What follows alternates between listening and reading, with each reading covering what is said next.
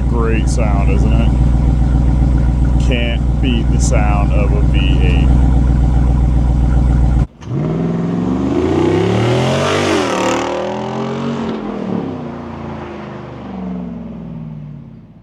Jeep enthusiasts were clamoring for a V8 option in their Jeeps, and Jeep just said, okay, we'll give you one, and they issued the 392.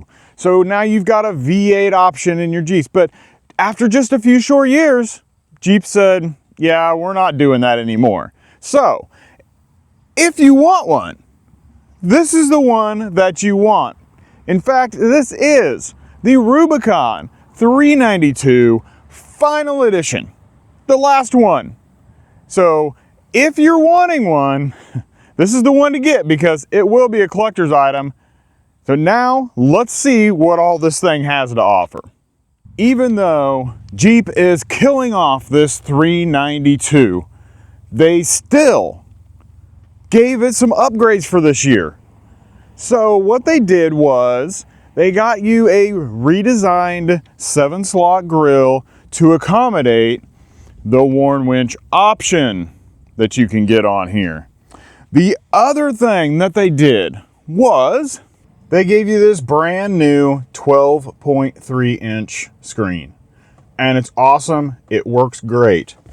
The other thing that they added was you have built-in navigation with Jeep's Badge of Honor trail guidance. You have redesigned power seats with 12 different positions, lumbar, and this one you get Rubicon 392 stitched into it. And the seats are extremely comfortable. I was really impressed. If you notice, the exterior antenna is now in the windshield. They relocated it into the windshield. So there is where your antenna is at now. To help cut down on wind noise, they added extra sound deadening around the windshield and gave you dual pane side windows. Now, a couple things that you do get with this Rubicon 392 is a 3.5 inch lift. I'm sure that you can see how high this is actually lifted up. It rides really well, but it's a little hard to get into and a little hard to reach things that are down low. This also has the 35 inch tire package. You get a fully floating Dana 44 rear axle, front and rear locking differentials, high performance off-road plus drive mode. So I am guessing that that is going to be your equivalent of a Desert Runner package. You get that high performance off-road plus mode, and you could probably go anywhere at extremely high speeds. So this also has the 27J package, otherwise known as the 392 Final Edition package. It's $8,450 option. With the package, you get the 392 Final Edition Napa leather seats that we looked at a little bit ago, and a fold-out table. You have a triple loop grill guard. You get the 392 suspension, the 17-inch bronze beadlock capable wheels, the Warn 8,000-pound winch. You have rock sliders with step assist.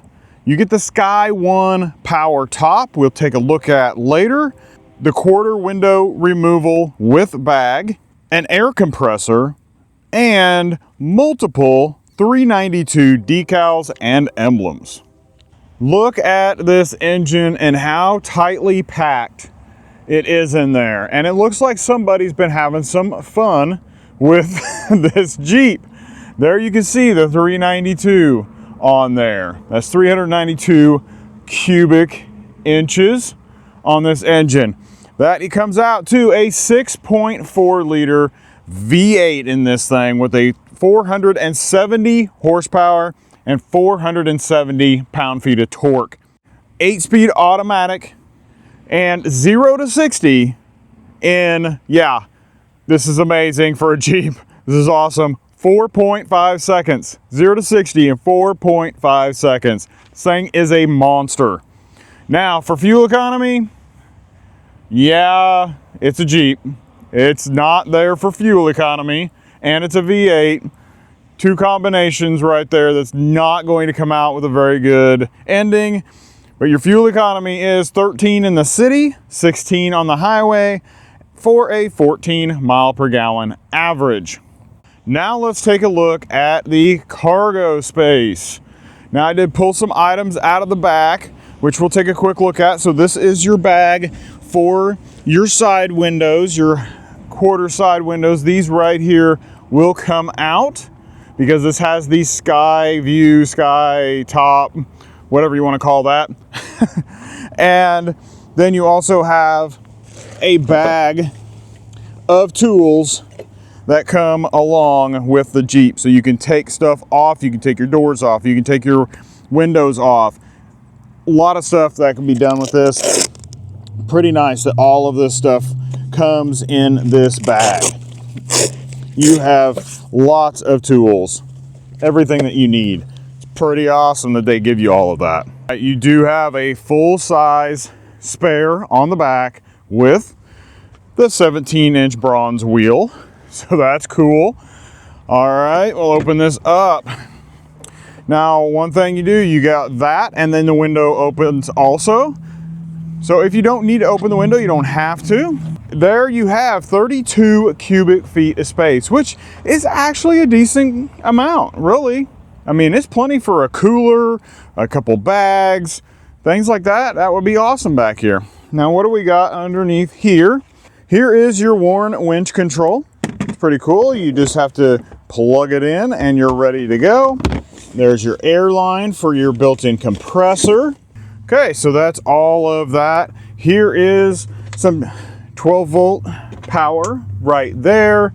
Over here on the other side, there isn't anything, but you do have a giant Alpine sub back here, and the system does sound very, very good in here. You can also see that there are speakers up above the head in the second row, like this roll bar here, right? That is nice. Very good structural stability in this thing. Really impressed. Now, if we drop this second row seats, so we're going to do that right now. We're going to flip this handle right here. Go fold that down. I'm going to push it.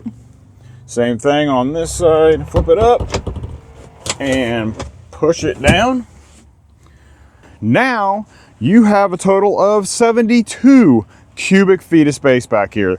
That is definitely enough room for you to sleep back here. I'm 6 foot tall. Looks like I would have plenty of room to sleep back here. Maybe it might have to be at a little bit of an angle, but it all looks pretty good. I think you could handle camping if you needed to use this to camp with. On the back side of the door, here is your air compressor. Built-in air compressor into the door. That is really cool. I've never seen that before. That is really, really handy. That's awesome. And then right here, we mentioned it earlier, this is your flip out table that you pay extra for. Got a little Jeep right there. While I put this back together, can you guys go down, hit that subscribe button? It helps me get more vehicles like this to bring to you, and then join me on the inside. One thing I'm going to tell you is that I am not a Jeep aficionado. I'm sure there's a lot of things I'm going to miss. There's a lot of things I may say wrong or just call it the wrong thing. And go ahead, you can roast me down in the comments, I guess. But this is only the second Jeep that I've driven this year, and the other one was a Gladiator, if that is still considered a Jeep. The last one that I drove before this was like a 94 with a manual. So you guys can correct me in the comments, but just letting you know before we get in there that I don't know everything about Jeeps, and I'm not going to act like I do. So just follow along with me if you can. Let's see what's going on in here. I like that the door is very simple, just got a handle on it for the most part. You do have nice yellow stitching right across here. I do not like this netting right here, this bungee netting here, it's kind of pointless. I saw this in the Gladiator and I had problems with it because if you put a bottle in here and you go to shut your door, that bottle is going to hit the side of your seat right here and not allow that door to shut correctly, and then it puts a signal up on your dash saying that your door's not shut. So that got very annoying, and I think they just need to just get rid of it or don't plan to use it anyway. Next, you do have these brand new redesigned 12-way powered seats for this Rubicon 392. There is your lumbar controls. They are very, very comfortable seats. You have the Rubicon 392 in the back. Headrests are really good. Steering wheel, same thing, has stitching all the way around it. I like the black and the yellow. It actually looks really, really good. All right, it's kind of tight in here, so let's get in and check out all of the goodies in here. The dash up here, this is kind of a rubbery material, which is nice, and you have the yellow stitching or gold stitching. Down here where your handle is at, they didn't do the gold stitching, which is kind of interesting. And then down here you got a glove box, which is not massive, but it's a good size, and there's not like 10 manuals in there, so that's good.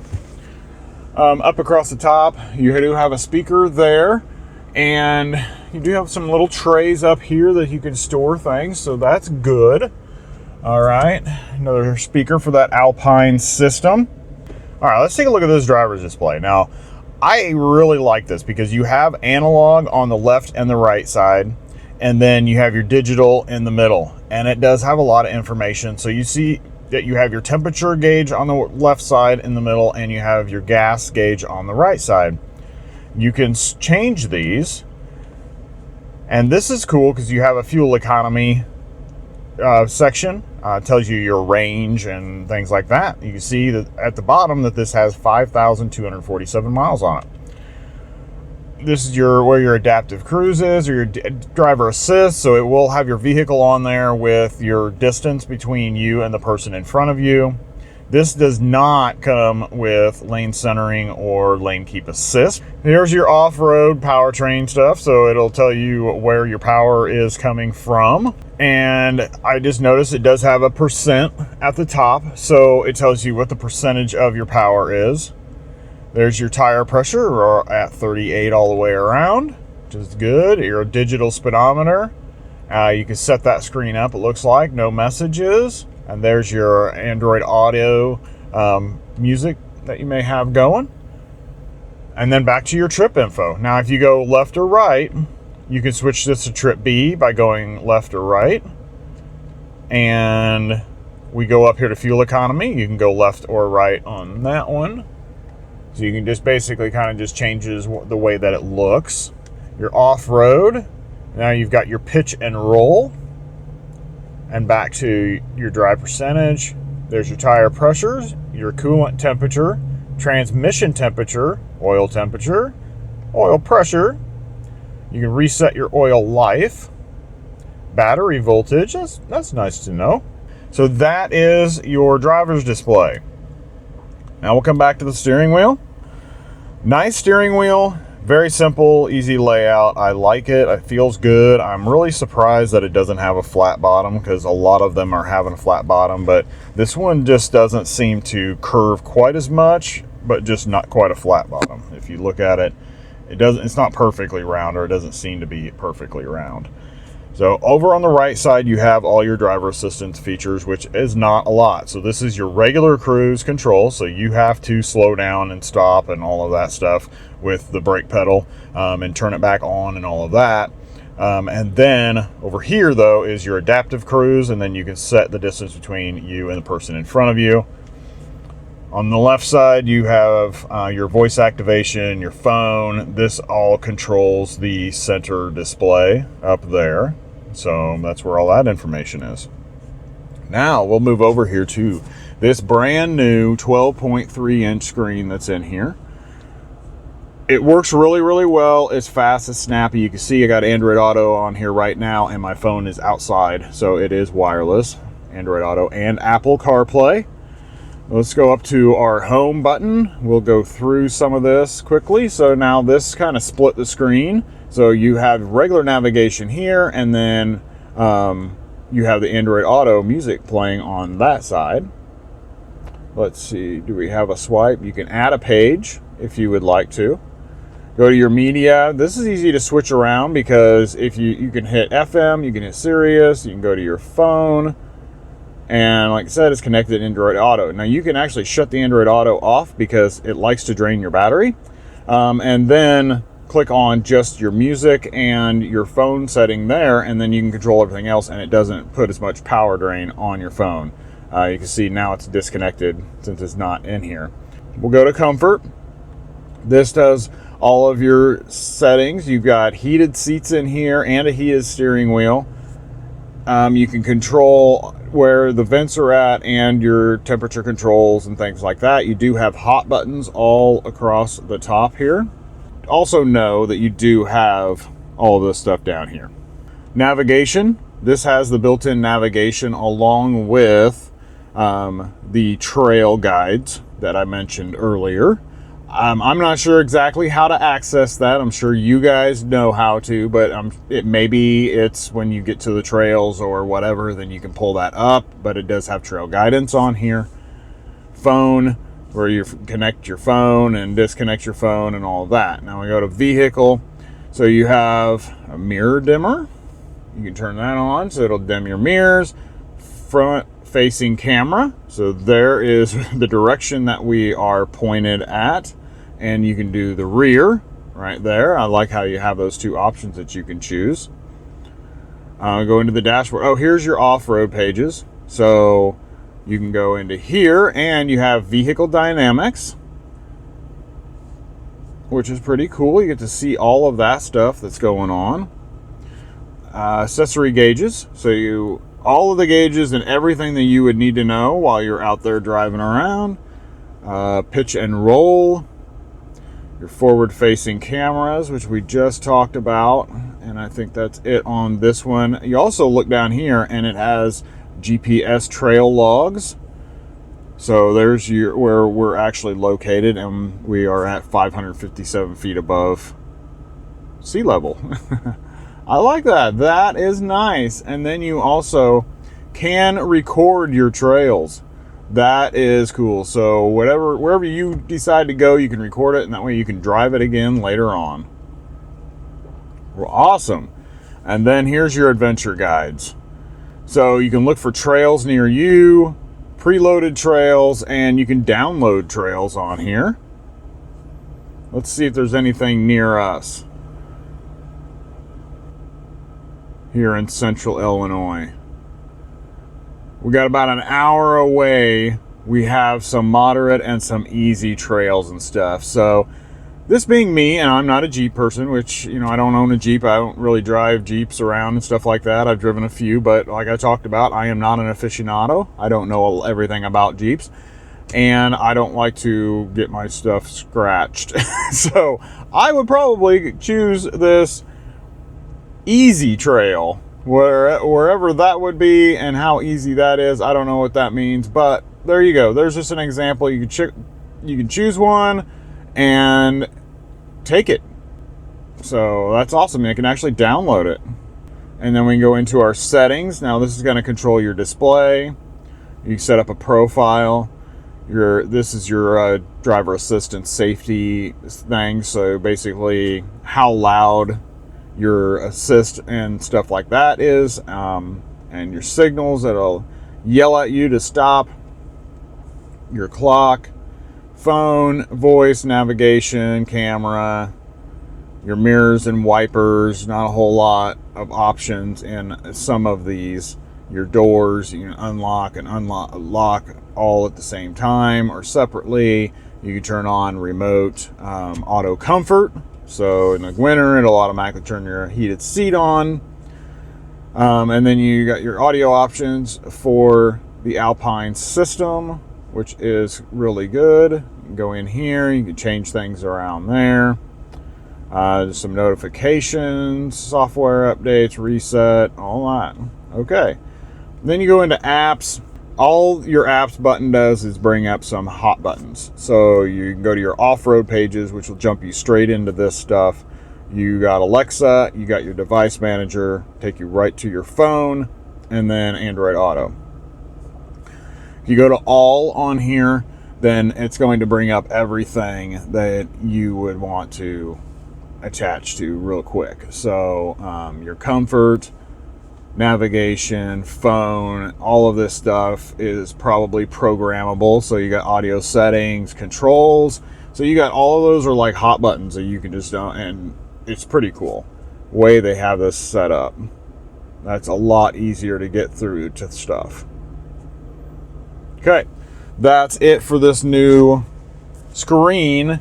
The system works great. You can see how quick and snappy it was. So now we're going to go down here, and here is all your climate control buttons, including recirculate, which I like to have on. Your active exhaust. This button is your hill descent control right there. You got a 12-volt plug in here. Here are your window controls for front and rear. And then on the media side, you do have an auxiliary button and USB-C and USB-A. Down below here, you do have more auxiliary switches that you can hook up and turn things on. Here is your off-road plus mode. So that is off. Now you have traction control is off, and you are in super high off-road plus. So that's awesome. Make sure we turn that back off. You do have a sway bar disconnect right down here, and then here is your switch for your front and rear locker is up and just your rear is down. Back here you have your shift for the 4 high auto, 4 high part-time, and then you have 4 low. Regular gear shifter, GC says 392 final edition on top of it. Emergency brake, which is nice to have. 2 cup holders. I like this center console. If it is pretty comfortable. I mean, it's pretty comfortable. I like it. And it does have 2 openings right here. So you have a little one right underneath here that opens up, and you have a small little compartment in here, which I have like my sunglasses, and Jeep has a little thing in here also.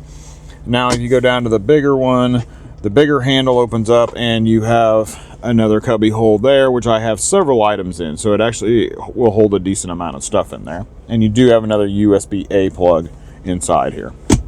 Up above, this is where you control your opening sky roof. So that goes open really easy, goes all the way back. And now you have open air, which is pretty good. All right, it takes a little time. It's not the fastest thing, but it goes almost all the way back. And then you can take those windows right there out and have it kind of open air in here. So that's all of the front and your kind of your tech stuff up here. Now I'm gonna go see how much room there is in the back, because I'm about 6 foot tall and I'm kind of curious to see if I can actually fit back there. All right, let's crawl up in here and see how much space is back here. Driver's seat is in my driving position, and I do have a little bit of space right here. So there's not a whole lot, but maybe about the thickness of my fingers. But there is a little cutout in the seat here that I can get my knees and leave a little bit more comfortable seating area. But problem is that this is plastic. So if you are taller than I am, or you try to relax a little bit more and put your knees inside there, you're gonna have hard plastic pushing on your knees, so it might be a little uncomfortable after a while. And then the roof, yeah, I got 5 inches space with this open roof. That's pretty awesome. And we got the speakers right here, and you can hold on to, I guess, if you need to. I'm gonna bring you in here and show you all the little goodies that are back here, and then we'll hear about how affordable this thing is. Okay, the rear door, same as the front. Handle, yellow stitching, little bungee area. Looks like it would work out a lot better here than it does in the front, so I'm okay with that. You have bungee in the back of the seat also. Here's this plastic cut out for your knees that I don't think will be comfortable after a while. And in here, you do have two little trays here. I'm not sure what that's for, what that's going to hold. You might be able to put your cell phone right down in here, so that would be nice. You do have it says 115 volt plug-in, but you got a household plug-in right there. Underneath here, you do have two USB-C and two USB-A plugs. Then you have your window controls and your vents. And then here, this is latched, which is kind of interesting, so it doesn't move around and flop around when you're off-roading. You pull the little latch, and then that folds all of this down. And inside, you do have two cup holders. Maybe set a cell phone right there. Up above, there are your speakers for your Alpine system. Like I said earlier, it does sound really good. And the rear roll bar, and the window or the roof stops right around in here somewhere. So you do get that open feel back here also.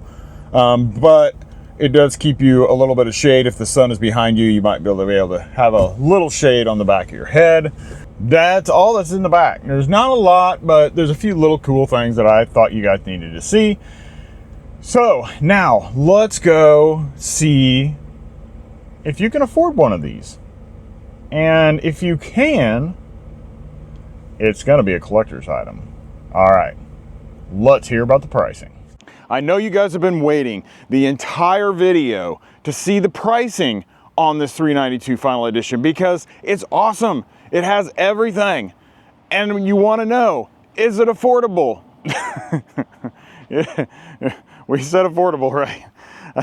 No, it's not. The Rubicon 392 starts at $92,140. Now that's the base Rubicon 392.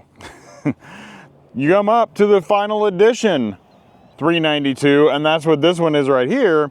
That one starts out at $100,590. And then the one that I have right here in front of you with all of these goodies, the $8,500 392 Final Edition package added onto it, and the destination fees, $108,475. Yeah. Okay, guys, it's time to take this for a drive.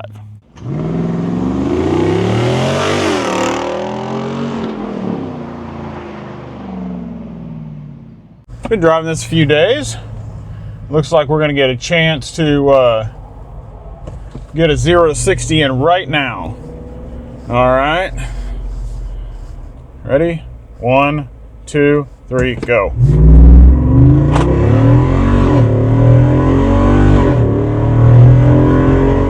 That's 60. Wow. That was loud. Oh, this thing is so much fun to drive. So much fun. And if you can't have fun driving this thing, you're crazy driving this thing. We're talking about that. You know, I haven't had a whole lot of experience with Jeeps, but I did have the Rubicon Gladiator earlier this year, and we talked about that. This seems to drive so different than it. This one, I am not having to fight with the wheel near as much as I did with that Gladiator. That thing wanted to wander everywhere. This one isn't too bad. It's not quite the level of being able to let go of the wheel and it just tracks straight down the road. That's never going to happen in a Jeep. That's not what they have these set up for. But it does a lot better job of staying where I want it to and having to make minimal steering inputs to keep it where it's at versus the Gladiator. I felt like I was constantly moving my hands back and forth trying to keep this thing inside the lines. I really do like driving this one a lot better. The Gladiator, I felt like I was really tight in here and my knees were smashed up against everything. And maybe this is the same, but I feel more comfortable in this one. I feel like I have a little bit more room. I still am a little tight right here. I would like to have a little bit more elbow room right here, but it's not horrible. I can deal with it. The layout in here is great. Like the new big screen, and the controls for the climate, I love having all of those. They work great. Everything is where I need it to be. Easy to find, easy to push the buttons and turn stuff on and off. So that works excellent. The 392 Final Edition, I think it's cool to have all of this extra stuff on here, but do I think it's worth $8,500 to add on to the price of this at already $100,000 for the Final Edition? If you're at a 392 and you're at that $92,000 range and want to add some stuff onto this, then I think probably another package will get you similar things, just not the 392 Final Edition extra stuff on it. And maybe you can keep that under $100,000 if that's something you're looking at. But if you don't care about the price, and it's not about that, it's about nostalgia and collector's item and that type of stuff, go balls out, and get this thing right here, fully loaded, 108 grand. If I had the money, I probably would do it. It would be tough for me to decide between this and a Bronco Raptor. I really did love driving the Bronco Raptor, but I am really enjoying this also. So it would be tough for me to make that type of a decision. But this exhaust sounds awesome. Hear a little bit more of it right now. Woohoo! Oh, the sound is amazing. Love it.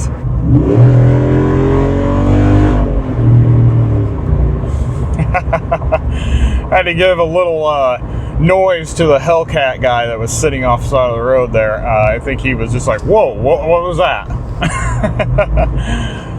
There's not really a whole lot that I could say negative about this because I am not a Jeep aficionado. I don't know everything about them. I'm not going to pretend that I know everything about them. So I'm not going to say, well, this is crap and this is not. I don't know for sure. You guys would have to tell me down in the comments that this doesn't make sense, or why did they do this, and things like that. It's not me. That's not me. I think this is fun. It's a great vehicle. I think you should just have a good time and not worry about what it does and what it doesn't do. You can't go wrong with a Jeep, can you? Okay, guys, if you haven't yet, hit the subscribe button down below and then click on one of the videos that's up on the screen. One is one that I chose for you. The other one YouTube chose for you. I think you're going to like them both, and I will see you in that next video.